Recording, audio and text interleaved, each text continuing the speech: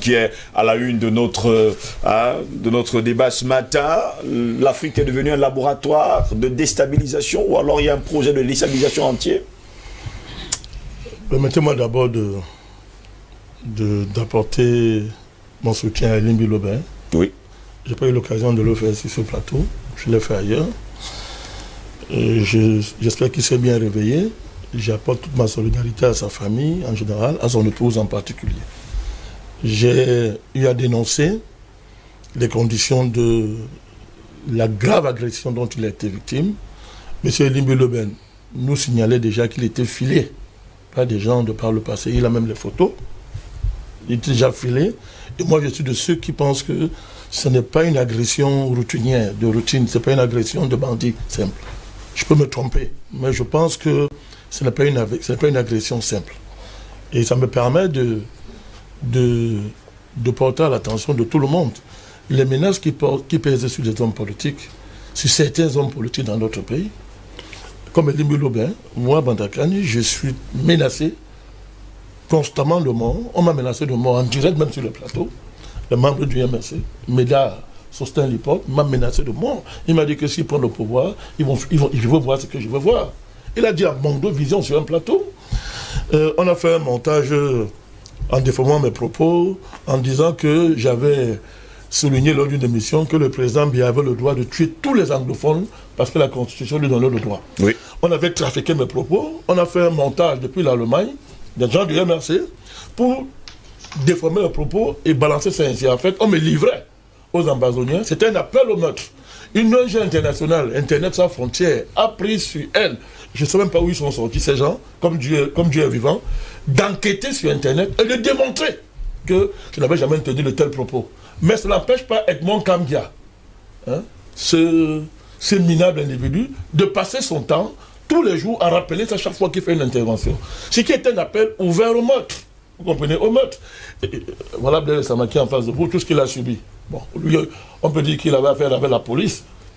Donc on peut voir que bon, c'est la police qui s'en prenait à lui comme ça. Mais quand vous soyez menacé ouvertement par des gens, parce que votre position ne les arrange pas, mais c'est un niveau de violence qu'on atteint dans notre pays sur le plan politique qui est inacceptable.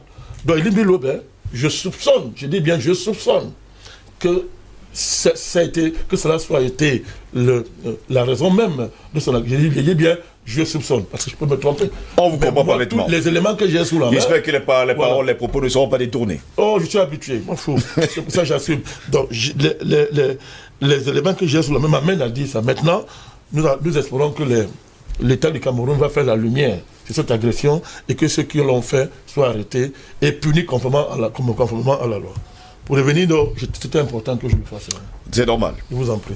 Pour revenir à notre sujet ce matin, la question éthiopienne, pour revenir à votre question, je commencerai par dire qu'elle est complexe. Ce qui se passe en Éthiopie est très complexe parce qu'il y a beaucoup de masques qui se superposent pour masquer ce que vous êtes en train de soulever là, la déstabilisation de l'Afrique. Il y a de la déstabilisation dans l'enjeu éthiopien. Oui. Il y a de la déstabilisation. Parce que ce qui se passe de manière fondamentale là, l'Éthiopie, c'est quoi? C'est que vous avez des gens qui ont dirigé le pays pendant longtemps, pendant plus de 30 ans.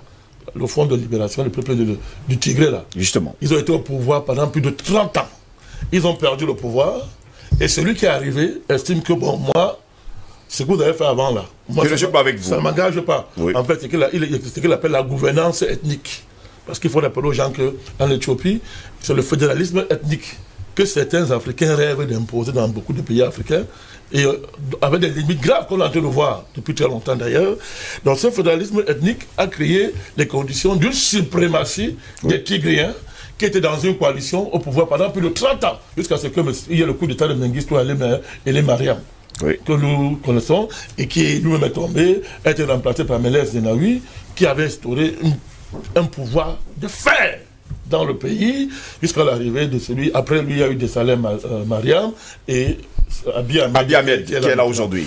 Donc c'est ça qui est au fond de l'affaire, parce que le pouvoir en place a prolongé le mandat des élus, bon, en prétextant le Covid, peu importe, mais ça a été une prolongation légale. les Tigréens, les Tigrés l'ont pas accepté. Et ils ont organisé les élections dans leur province en défiant l'autorité de l'État central, oui, qui a dit je ne reconnais pas cette élection. Et il y a eu cette fameuse attaque d'une base militaire. Parce qu'il faut rappeler que dans la province du Tigré, concentre les garnisons les plus essentielles de l'armée de l'Éthiopie. Pour la simple raison que vous savez que l'Éthiopie a fait une longue guerre avec l'Érythrée qui menait une guerre de libération. C'est l'une des plus longues guerres de libération du continent africain. Ça fait donc qu'on a délocalisé dans la province de Tigré, qui est frontalière, qui a une longue frontière avec l'Érythrée, oui, les bases principales de l'armée éthiopienne. Donc c'est une zone très, très, très sensible. Donc quand on a attaqué une de ces bases-là, le Premier ministre s'est saisi de ça et a décrété l'état d'urgence, a déclaré la guerre à la province du Tigré. Oui. Donc c'est ça. Maintenant, la dimension de stabilisation que vous convoquez maintenant est importante aussi dans l'affaire. Parce qu'il faut rappeler que l'Éthiopie, contrairement à une certaine mythologie, est la tête de pont des Yuza dans cette région-là. Exactement. Il faut rappeler ça. Dans l'accord de l'Afrique. Très bien. C'est pas l'Éthiopie que les Américains ont mis pied en Afrique. Lorsque les colons, les puissances européennes s'étaient partagées le continent, les Américains étaient, parlons comme ça, largués. Quand ils ont commencé à s'intéresser à l'Afrique, c'est pas l'Éthiopie que l'Amérique a mis pied en Afrique. Et il y a donc un partenariat particulier, un peu comme l'Angleterre et l'Amérique, toute proportion gardée, mais il y a un partenariat particulier entre les Yuza et l'Éthiopie en Afrique pour gérer cette partie-là, mais surtout pour profiter de cette entrée-là, de cette base d'entrée, pour répandre sur le continent africain les projets américains. Oui. Il faut rappeler ça. Et ça, c'est une dimension qui est très importante. Or, le changement de pouvoir qu'il y a eu, n'est-ce pas, qu'il y a eu en Éthiopie, a fait que cette alliance historique qui lie l'Éthiopie aux États-Unis a été un peu perturbée aussi par l'arrivée de Donald Trump au pouvoir, qui ne lit pas les choses exactement comme l'État profond éthiopien, américain lisait, parce qu'il concerne l'Éthiopie. Cela se ressent dans la gestion du dossier du barrage, le grand barrage sur le Nil, où vous voyez que les États-Unis reprennent à leur compte les discours de l'Égypte et du Soudan, qui disent que vraiment, à cette allure-là, l'Éthiopie va assécher le barrage à son seul avantage. Or, le Nil est une eau particulière qui fournit de l'eau à beaucoup de pays dans la région. Donc, on ne peut pas gérer ça comme l'Éthiopie veut gérer. Vous voyez qu'à ce niveau, sur ce dossier particulièrement, il n'y a pas d'accord entre les États-Unis et l'Éthiopie. Il n'est donc pas exclu maintenant qu'on instrumentalise donc le ressentiment des Tigrés, qui ont été pendant très longtemps au pouvoir en Éthiopie et qui ont conservé, n'est-ce pas, un bon pied dans l'appareil d'État et de l'Éthiopie, qu'on instrumentalise ça pour embraser l'Éthiopie et accélérer une géopolitique du chaos en l'État, en Éthiopie. Donc c'est de cela qu'il s'agit, voilà le problème tel qu'il est posé. Parce qu'on ne comprend pas pourquoi une province du pays peut décider d'organiser les élections alors que l'État central a dit que, pour raison du Covid, qu'on soit d'accord ou pas, vous connaissez nos positions sur le Covid, d'accord pas, mais à partir du moment où ça a été fait légalement, oui, on ne comprend pas pourquoi est-ce qu'une province du pays décide que moi, à cause du fédéralisme qu'il y a ici, moi, j'ai fait mon élection, je m'en fous de vous. Il y a même plus grave. Cette partie du pays dit, nous ne le connaissons plus, l'État là est illégal. Parce qu'il faut rappeler que le mandat de l'autre est arrivé à terme aussi. Justement, Ahmed. Mais la prolongation de ce mandat a été fait de manière légale par l'Assemblée. On devait réaliser les élections législatives, parce que c'est à la fameuse élection législative que se dégage la majorité en Éthiopie. Donc on a renvoyé ces élections pour cause du Covid. De toutes les provinces qu'il y a en Éthiopie, je crois qu'il y a au moins 9 provinces, oui, la province du Tigre est la seule province qui dit que le gouvernement central là, moi je ne le connais plus. Il n'y a plus le gouvernement central en Éthiopie, il n'y a plus. Donc cette base-là, moi j'organise mes élections chez moi, et je considère qu'à partir d'aujourd'hui, je suis un indépendant. C'est ça qu'il s'agit.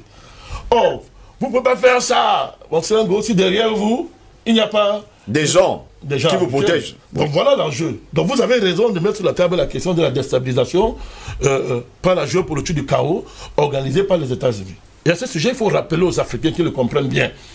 L'État profond américain a pour projet de dépiécer les États africains pour qu'on arrive au moins à près de 200 États en Afrique. Il faut rappeler ça.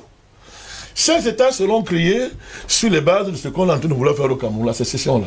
C'est-à-dire que les poches de richesse des régions riches vont être détachées des États centraux, vont être érigées en États, mais ce sera purement des enclaves fantoches, avec des voyous à la tête, et dont le rôle serait simplement de transférer aux Américains les richesses du pays. Oui. Ça, c'est le projet de l'État profond américain. Et je voudrais dire aux Africains qui font semblant de ne pas voir la différence qu'il y a entre Biden et Trump. Trump n'est pas d'accord avec ce projet. Ce n'est pas dit, mais je vous dis, Trump n'est pas d'accord avec ce projet. Ça, c'est le projet de l'État profond américain. C'est un projet géopolitique assumé par l'État profond américain qui est dans les mains, en grande partie, des démocrates et une partie des républicains corrompus. Parce qu'aux États-Unis, la corruption est transpartisane.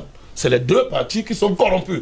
Par exemple, à l'heure actuelle, le dossier, par exemple, de l'Ukraine, où M. Biden est impliqué avec son fils, les gens pensent que ce n'est pas seulement une affaire du fils de Biden et de son père. L'Ukraine également qu'on veut partitionner. Ça va au-delà, très bien. Voilà. Ça va au-delà, parce qu'après la révolution du Maïdan, il faut bien comprendre cette affaire. Après la révolution du Maïdan, qui a vu le départ du pouvoir de M. Yanukovych, oui. Ce sont les Américains qui l'ont organisé.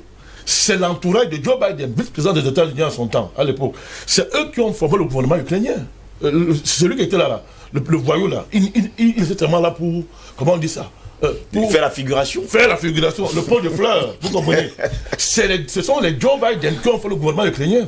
Et l'enjeu était quoi? Ils ont confisqué tout le pétrole ukrainien. Et on a donc mouillé les représentants démocrates, les sénateurs républicains, chacun était mouillé pour que l'affaire marche bien comme on dit au quartier. On a mouillé tout le monde. Vous vous retrouvez avec un congrès américain totalement corrompu. Comme ça se passe déjà avec l'Arabie Saoudite. Donc, ça fait donc que c'est une mafia, pas possible. Et c'est contre ça que M. Trump doit travailler. Pour rappeler donc que le projet qu'ils ont de saucissonner le continent africain en plusieurs morceaux, faire exploser les États, le projet qu'on a pour le Cameroun, on a ça avec la Cameroun du Cabinda, oui. On a ça au Nigeria, avec le truc des Biafrais. Oui. Vous entendez maintenant le Togoland, au Ghana, vous entendez partout. Ça s'élève. On commence à créer. Vous voyez tout ça, voilà. Ce n'est pas un jeu, c'est sérieux. C'est très sérieux, c'est ça le projet. Et si M. Biden passe aux États-Unis, ça va s'accélérer. Ça va s'accélérer. Et la France, l'Angleterre, l'Allemagne sont d'accord là-dessus. Aujourd'hui, l'Allemagne a retrouvé ce projet-là. Ils sont d'accord là-dessus pour dire qu'il faut faire ça, il faut faire ça, il faut détruire complètement l'Afrique, il faut faire exploser le continent africain pour se saisir de ces matières premières et engager la guerre contre la Chine. C'est ça l'axe géopolitique du monde actuellement, mon cher Gosse.